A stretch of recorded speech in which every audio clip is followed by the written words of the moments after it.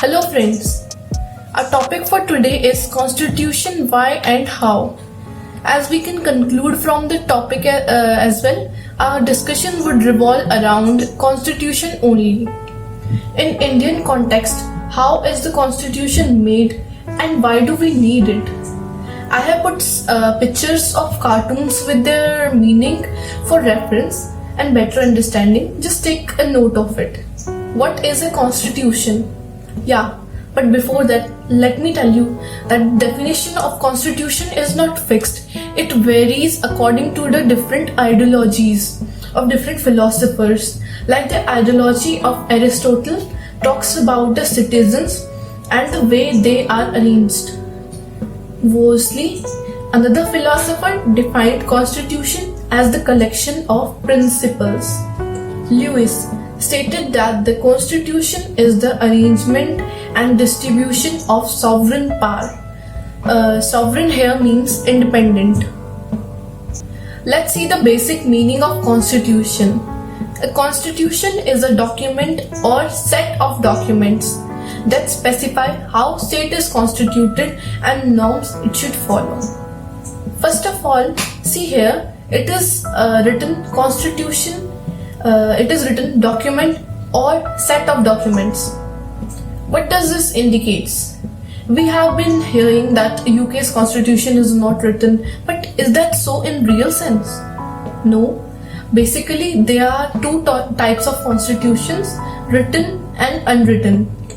In written constitution, we have made all the rules and regulations for the country, and they have been codified in one single document, which is called a constitution. Whereas in unwritten, it is not that the rules are not norms are not written, but they are written in different documents, and they have not been codified or combined in one single document. Now come back to the meaning. Here, document is used for written one and set of document for unwritten one. It specifies all the rules and norms regarding the functioning of the country. Now we have functions of the constitution. First of all, it provides us basic rules according to which the members of the society would coordinate and efficiently run the government. But if I am following those rules but my neighbor is not doing so, then I would also feel that there is no point of following such rules. Therefore, the rules are legally enforceable, means it is given assurance to everybody that if somebody is violating them, they would definitely be punished. We all have studied that the government is making law for us, but remember that constitution is the one which constituted government in the first place. It tells us how the parliament would be made, how the members would be elected, how the laws would be made. All these things are mentioned in the constitution only. Imagine if we are restricted from wearing certain color of clothes, or if you are not allowed to sing a particular type of song. The constitution prevent this kind of over exercise of power by the government. Constitution limits the government, that you can practice your power, but that doesn't mean that you violate rights of citizen. That's why for limiting the government, fundamental rights are being provided. But this is not so that the constitution is only limiting the government. There are some enabling provisions also according to which the government can function. They can do certain positive things and fulfill the aspirations of the society, like right against untouchability. It is a fundamental right in Article 17. Therefore, it is an enabling provision. This is not that for catering the fundamental rights, the government is always limited. No, there are some provisions according to which the government can function to cater the fundamental rights and promote the ethos of equality in future. That's why we can say that a constitution promotes society's aspirations. Aspiration here means what society wants. At last, a constitution provides political identity, which we call as citizenship. Secondly, according to constitution norms, everyone is free to pursue individual aspiration, goals, and freedom also. Furthermore, constitution also gives us moral identity. Now let's talk about the best features of our country's constitution. Uniqueness.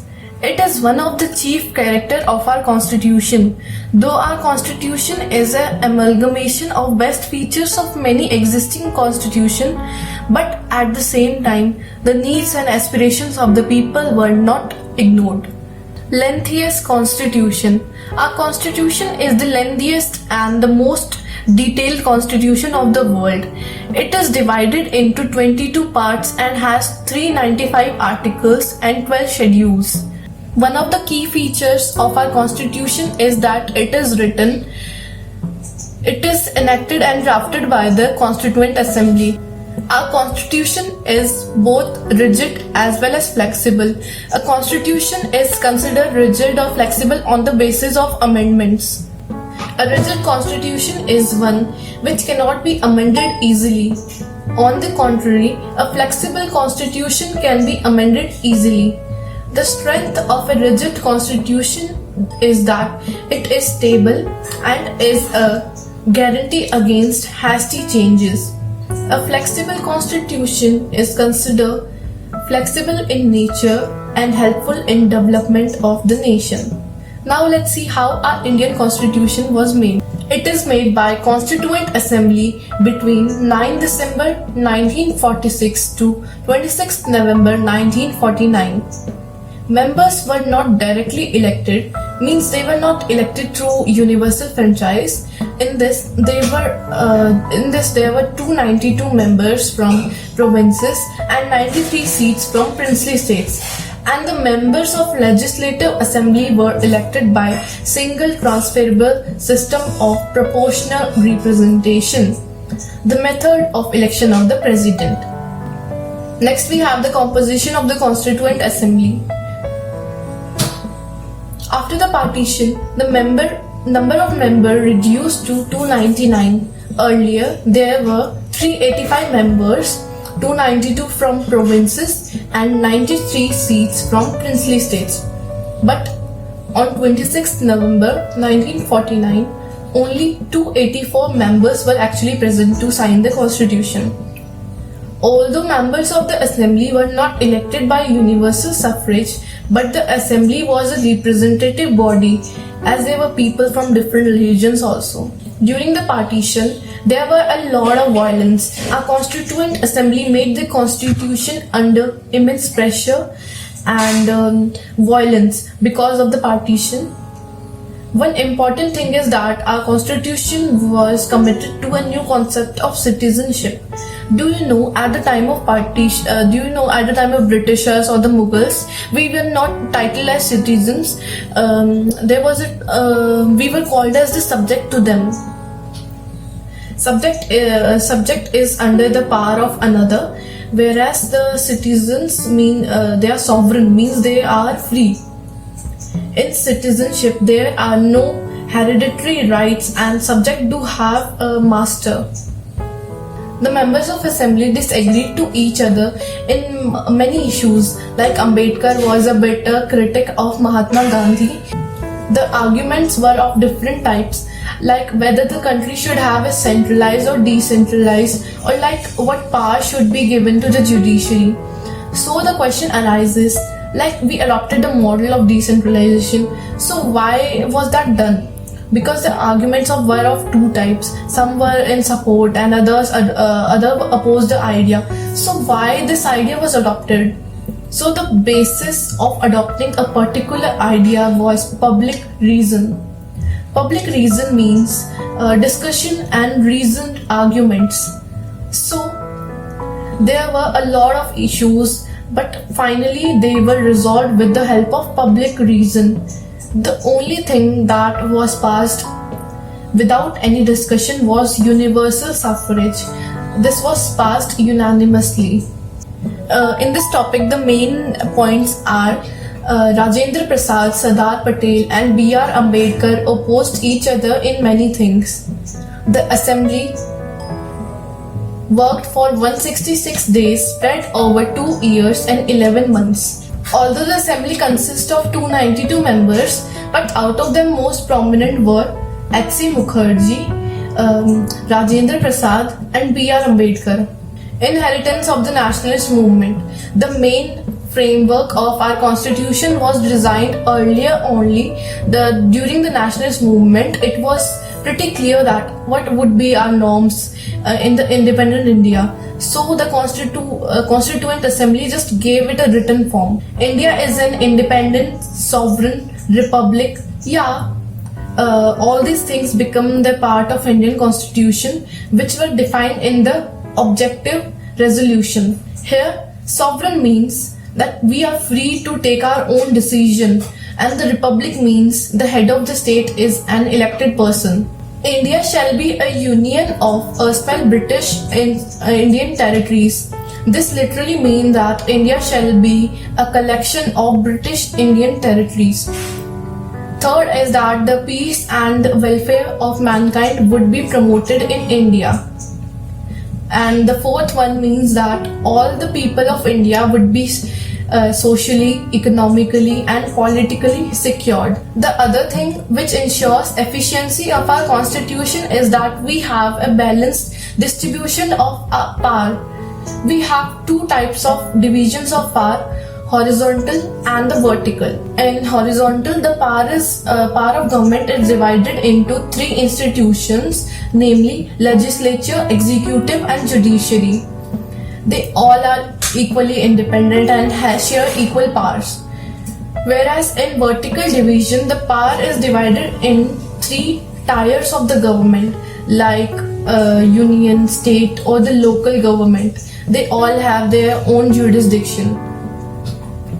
At last, we have provisions adopted from different constitutions of different countries.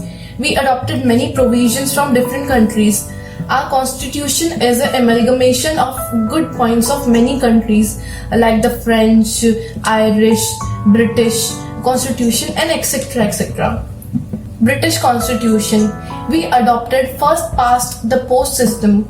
This means that everybody would be allowed to participate in elections and the one who gets the majority support will be the leader. Then we adopted parliamentary form of a government. Idea of rule of law. This implies that there would be a law and that would be supreme. Institution of the speaker and his roles.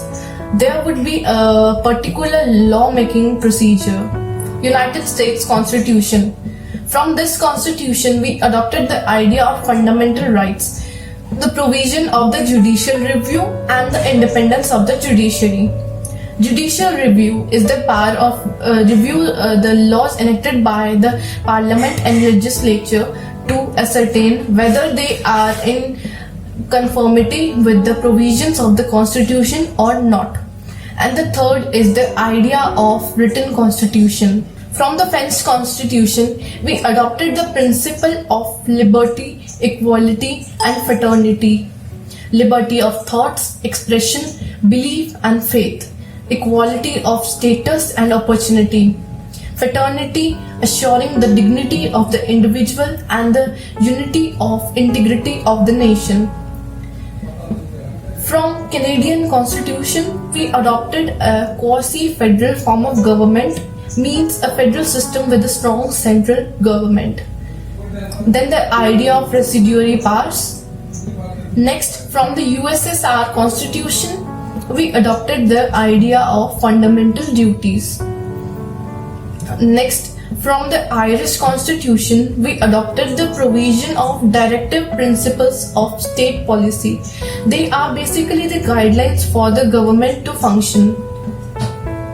Thank you everyone for watching this video. I hope this video lecture was helpful for you.